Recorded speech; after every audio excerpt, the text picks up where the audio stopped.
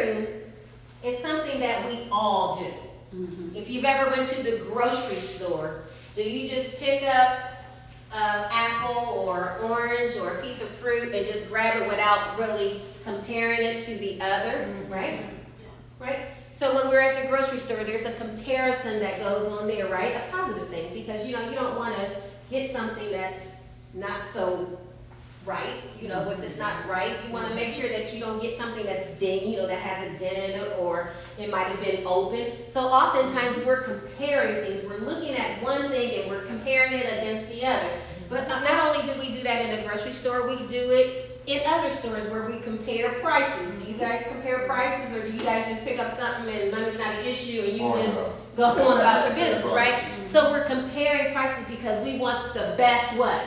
Price, right? We don't want to be ripped off, right? And so not only that, we do it with electronics, right? We do it with cars. We shop around for cars. You don't just go and get a car off the first lot that you see. Sometimes you go around and you try to figure out what is the best deal for me. And so those are positive comparisons, because we should compare some things in life, because we want to make sure we get the best of whatever it is that, as consumers, we want to make sure that we get the best for our buck, right? What they say, most bang for your buck. Right. But there's a thing called negative comparison. Yeah. Negative comparison, where we're comparing something to something, to someone or something, and it has a negative connotation with that. So are you with me? So today I want to talk about we're going to talk in our time of sharing, we're going to talk about the negative effects of comparison. And so here in the text, our case study today is Pharaoh, who is a new king over Egypt. He is new in power, meaning that there was somebody before him. And the Bible tells us that this new Pharaoh has rose to power that did not know Joseph. And for those of you who are not familiar with Joseph, he is one of Jacob's sons. Everybody familiar with Abraham, Isaac, and Jacob? Some of us have been in camps or Sunday school or vacation Bible school where you was taught that song, Father Abraham had many sons. Am I by myself? Am I aging myself? Am I dating myself? No, you're not. Well, anyway, Joseph was one of Jacob's sons. Jacob had 12 sons. He was one of his sons. And he was a great help to Egypt at one time before his death. He was able to basically save them from starving to death because a famine had arose, and he had the wisdom to make sure that they were able to be preserved in this famine. And his family was basically living somewhere else, and they came to Egypt to also try to make sure that they didn't die of this famine, and they came to purchase food from Egypt.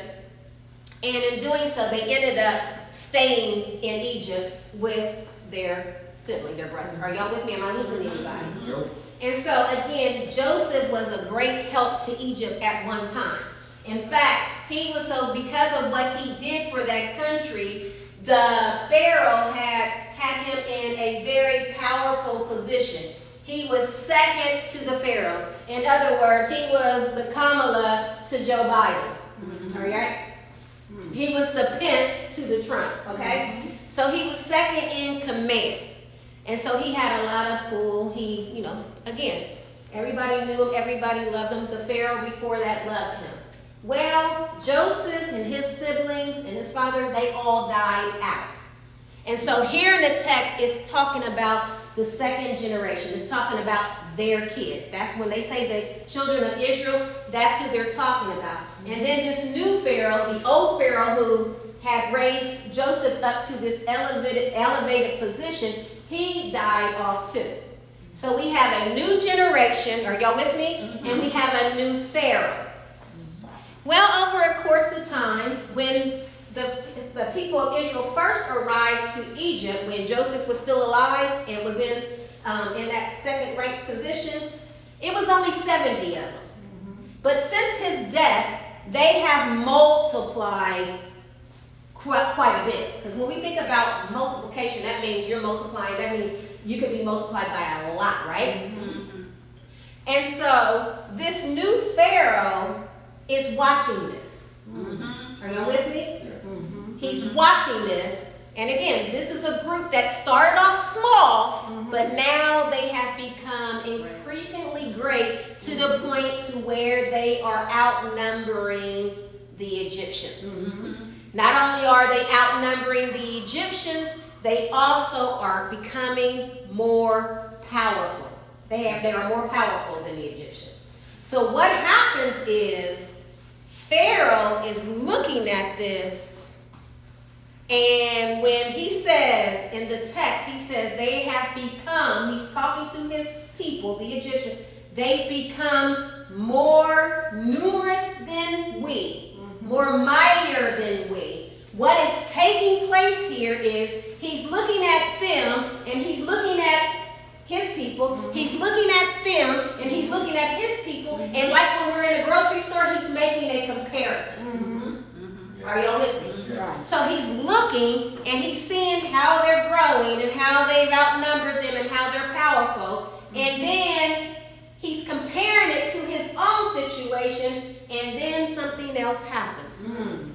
He starts talking to his people about their growth.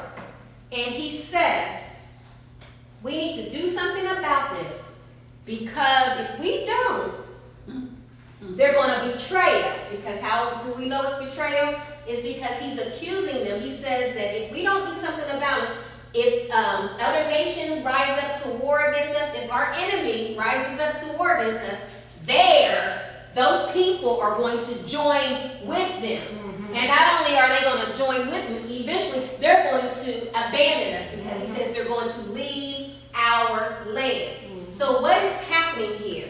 He has compared his people against this people, and he has now come to this place where he is exercising in what we call the negative effect of comparison. The text does not say that these people did anything to provoke this Pharaoh.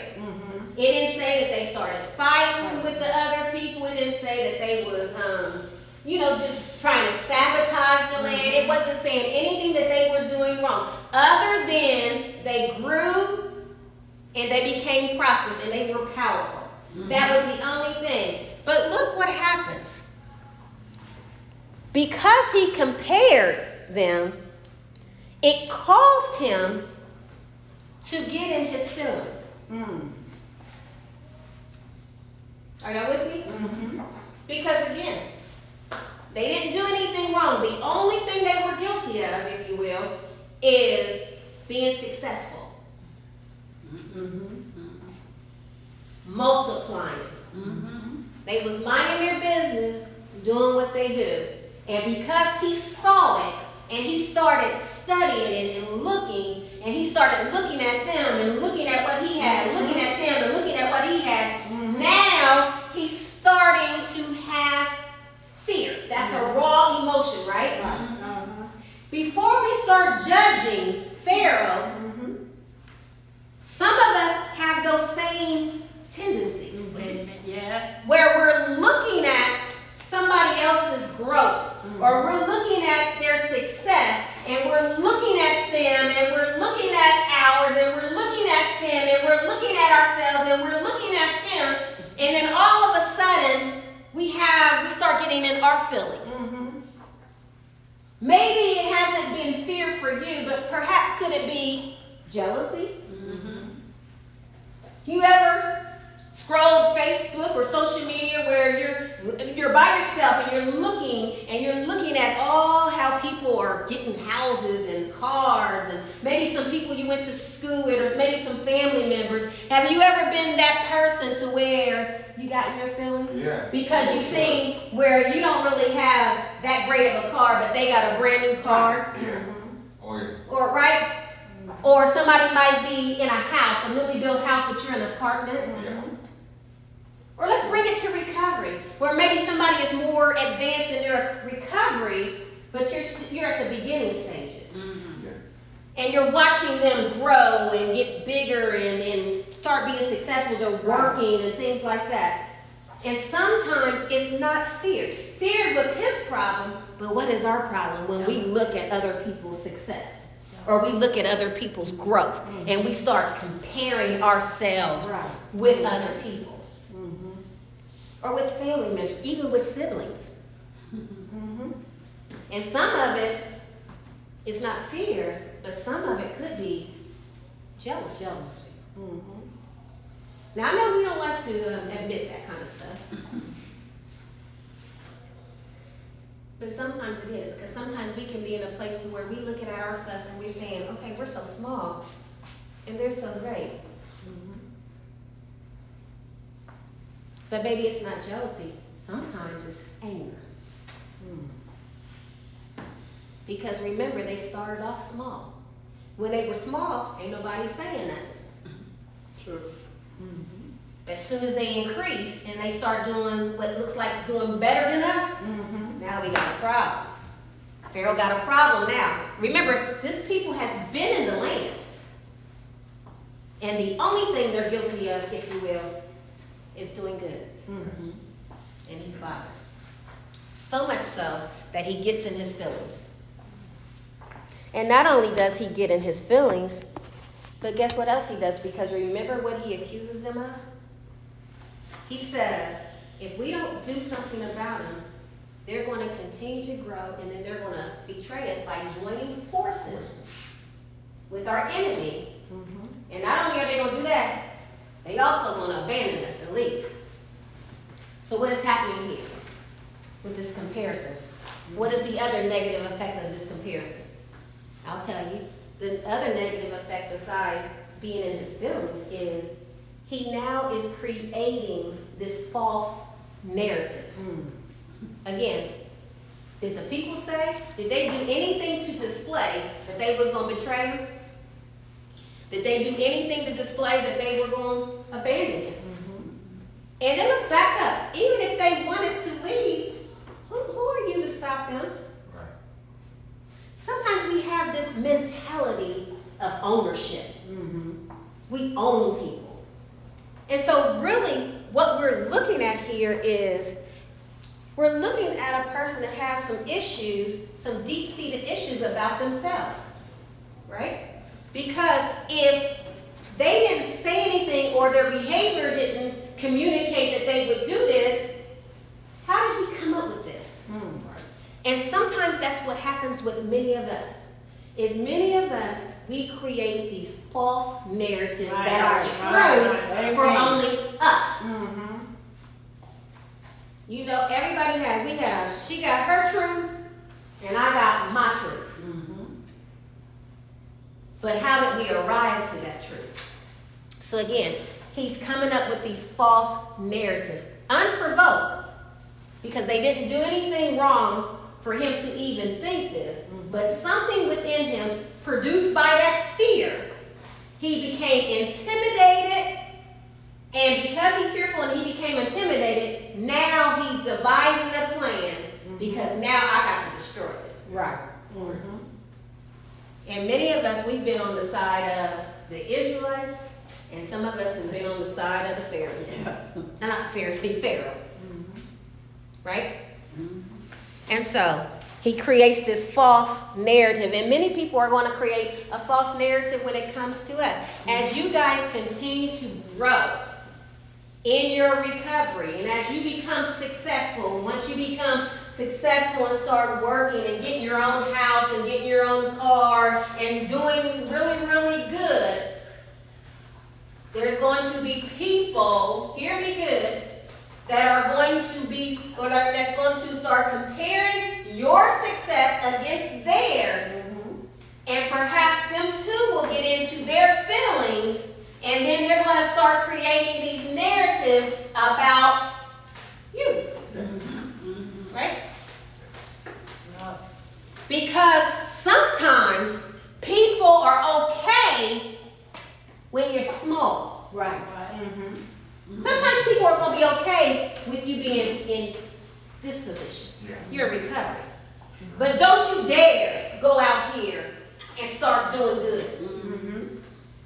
Because the problem with this people is that it wasn't that they were growing, it was the fact that they grew more than them. There's times in our life where people are only going to feel us and only going to want to embrace us when we are still beneath them. We're not doing as good as them. But lo and behold, when you start doing better than that sister that's always did it right. Lo and behold, when you start doing good better than that brother, you know how they talked about how you were the bad sheep of the family, how you were the bad guy, you always went to jail and all that. And then lo and behold, when you start rising above that sibling that's always did everything right, always crossed their T's and dotted their I's, lo and behold, when you start doing that, again, sometimes people are okay when they got to ball some money up and say, you know what, I know you've been struggling to do that. But as soon as you don't need the handout, be wary of those. Beware of those people. That's how you'll get to see who is who in your life. Who is cool. Everybody is cool when you're struggling. But how you really find out what's in somebody's heart is when you start succeeding. Greatly. That's true. When your house is bigger than mama's. When your car is better than your cousin's. When you got a better job than those people you grew up with. When you land a position that you don't have a degree for, but you have the favor of God. And they're wondering how the heck did that go? I was cool when he was staying on my couch, but I can't stand the fact that he's got his own. Again, Pharaoh was cool until he started comparing and seeing that they were bigger than them. Are y'all with me? And so guess what he does? And this is what many people do. A lot of times people are too afraid to do it by themselves. So what he starts to do is he goes and tells the people, we need to do something about it. Y'all know those type of people that go and recruit people to go on their destructive campaigns? Yeah, and I've been guilty of that, where I can't stand to be hating on somebody by myself. I'm going to go get other people. And guess what he said? These people were minding their own business. I want us to understand that this word, behold, in your text, it says behold. In the Hebrew, it also translates to the word surprise. And what happens when we're surprised? That means something that's not expected, right? So when he says behold, look, behold, what he's telling them is he's bringing their attention to something that they wasn't ever even paying attention to, that wasn't even perhaps on their radar. So here's a people that's minding their business, and then here comes somebody recruiting. Look at him. He got more than we do. And if we ain't careful, he gonna take what's ours. You ain't gonna tell me that's not gonna bother you? Oh yeah, well. Now he ain't done nothing to you or did anything that would display that. Look at her. She can color her hair, she on that. All the guys is paying her attention. Right? So we recruit. And see, when I recruit you, if you listen long enough and you allow those seeds to be planted, you'll start feeling like I feel. But before I said it, you didn't feel no type of way. Right?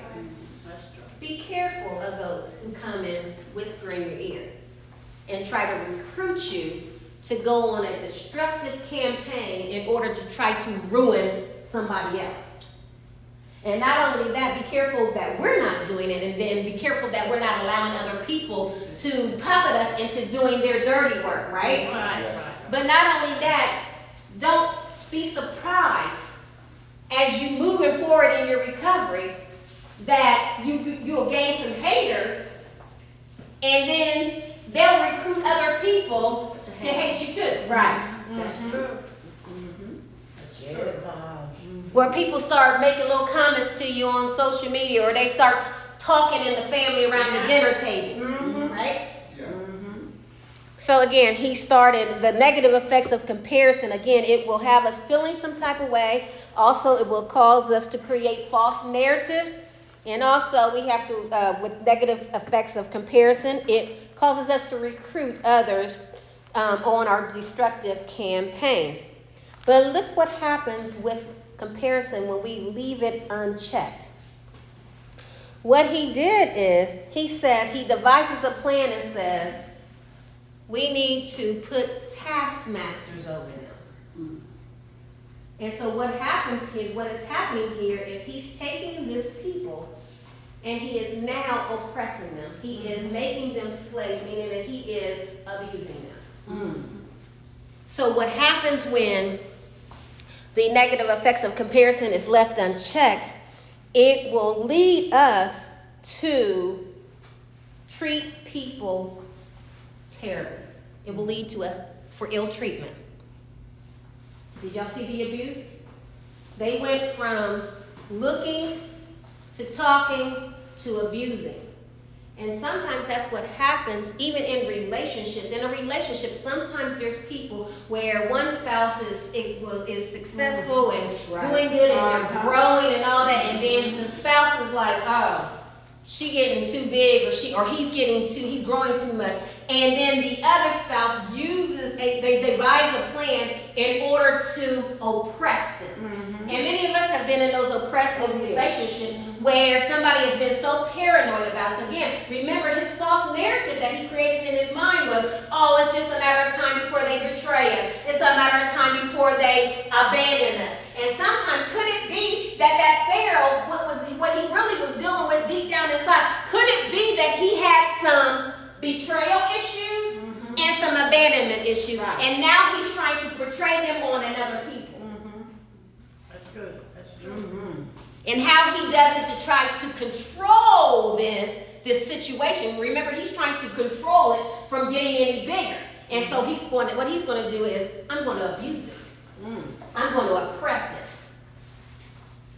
I'm going to enslave it because I think they're going to try to leave me. And I think they're going to try to abandon me. So I'm going to put some stuff into place in order to control this, because they're not allowed to leave me and they're not allowed to betray me. Right. Really what it sounds like these children of Israel is in an abusive relationship. And abuse can happen not just between a man and a woman. Abuse can happen between mother, father, kids. It can happen in a church. It can happen all over. It can happen here. Right. Between your other people. You have to be careful of that. So again, the negative effects of comparison left unchecked will lead to ill treatment of others. And so, what happens there? Even though this happened, it didn't stop them from growing. In fact, the Bible tells us that they continued to grow even under the arm of this oppressor. The more they oppress, the more they grow. Right. Anybody ever heard about the story? You know how they say about roaches? The more you try to kill, the more they multiply. Yeah. Right? No, that's true. Right? So the more they try to stop them, the more they increase. And so what does that say for us? The more you increase, the more successful you get. No matter who tries to sabotage you, no matter who tries to stop you, keep growing. Because if God has ordained that for your life, there ain't nothing no Pharaoh can do. There ain't nothing no Joe Biden can do. There's nothing no Trump can do. And there's nothing Poopsie can't do. Because a lot of times people in high power positions, they think that they can control everything, but you cannot control anything without the Lord, without God allowing it to be so. Amen. So can't nobody stop your greatness. No family member, no supervisor, no manager. I'm getting y'all ready for when y'all go out here. Nobody can stop your progress. They can try to hinder it, and again, he tried to slow it up. He was unsuccessful, even with the tactics that he used. And so what happens there? He still ain't checking himself. If you can't see that what you're doing is not stopping the show, it seemed like he would look at that and be like, oh my God, how if this didn't work, then I just can't stop it. But no, what happens when we don't check ourselves? We get ready to wreck ourselves. When we don't check ourselves, when we continue to be left unchecked, it progresses. Our behavior, our destructive behavior worsens. You know how they say about an abuser? It doesn't get better. An abuser can be a woman or a man. It can be a mother or a father. It doesn't get better. It gets worse. And what did this abuser do? He got worse. Because he couldn't stop them by enslaving them, he then moved on to have their sons, whenever they gave birth to a son, kill him. So in his mind, he understood he couldn't stop him. So what he was doing was trying to minimize him. Because you can't really have no kids if the boys is gone, right? Yes.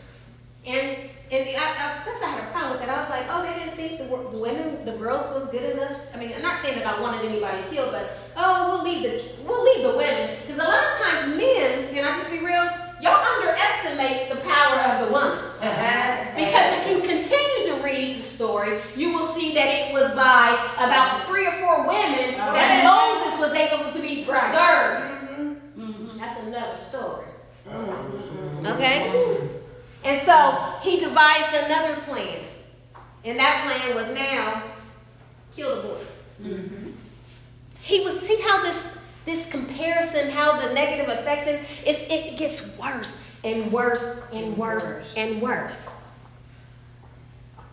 And so those are the negative effects of comparison. And if you continue to read the story all the way through, you will notice that God steps in and he sends a deliverer by the name of Moses, and he does take him out of those harsh conditions. But guess what? Before he takes him out of harsh conditions, you know how on the front end there was a genocide where Pharaoh was able to have some of the sons murdered? On the back end, you know that statement about reaping what you sow?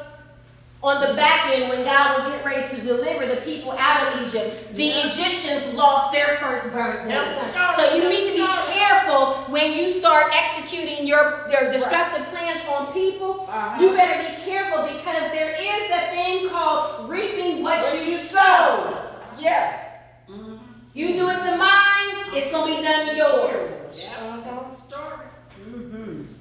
And so that's the negative effects of comparison. But I'm reminded of another story. Can I tell y'all another story of a negative effect of comparison? Y'all know that fully human and fully divine man called Jesus? He was fully man and fully God. Y'all know Jesus? Yes. You know, he went around and he had a large following, right?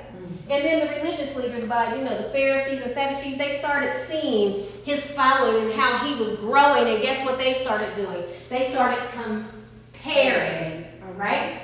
And so because they were starting comparing, they decided, and they was like looking at it, and guess what? They came up with a false narrative about who they thought he was. Do y'all remember that? They started making accusations, and they started lying on him and things like that. Do y'all remember that story? Have y'all heard the story? And so not only did they create a false narrative, but also they began to recruit others. Remember, they was recruiting people so they can get people to lie, so he can be convicted of something that he didn't do. And so then, not only did they do that, but also because he kept growing and growing and growing, they devised a plan to try to stop him. And it looked like the plan worked, because did they not nail him to a cross? Yes. Did he bleed, suffer, and die there? Yes, he did. And then he died and he was buried in a borrowed tomb. Yes. And then, he stayed there in that tomb. But on the 3rd day morning, he got up with all power in his hand. And he ascended to heaven. and he's seated on the right hand of the Father, waiting for the trumpet to sound. And one day, when that trumpet sounds, he's coming back again. So be encouraged. If you find yourself on the side of, if you fall on the side of Pharaoh, get it together. Repent and turn from that. Quit compare. We've all been guilty of comparison. We've all been guilty of being jealous and being envious or trying to sabotage somebody else's success or whatever, talking crap about them, talking, assassinating their character and things like that. Repent and let's not do that no more. But then also we fall on the other side also where we're going to be victims of people who are going to be comparing their lives against ours, and it's going to bother them. And what's so hurtful is sometimes the people that are most bothered are the people who is the closest. Look at how close in vicinity they were. They were living amongst them. That means they were close by them. That means they were done this, the person that done this to them was somebody that was close to them. But the question that I always had was, I didn't understand, and this is what I want to leave us today. I didn't quite understand, maybe you guys can help me with this. I didn't quite understand how a people who were greater in number and greater in power, how is it that they was able to be enslaved by a people that was less in number? Make it make sense. How do you take a large group of people and enslave them when they're greater in number than you? Could it be, and I want you to think about this, especially with people who try to minimize you or try to sabotage you or whatever they might do, or enslave you or oppress you. Could it be that Pharaoh and those people, his people, saw something great in these people that they didn't see in themselves? Because there's no way that if it's all of us, me and you, not Jack, there's no way that it's all of us and unjacked should be able to enslave us. There's no way. But could it be that she sees the number and the power, but we don't? Right. Are y'all hearing me?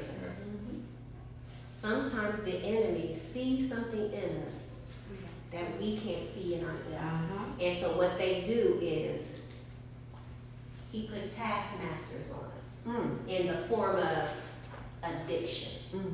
And then we become enslaved to our vices because we had no idea of who we are. Because we are.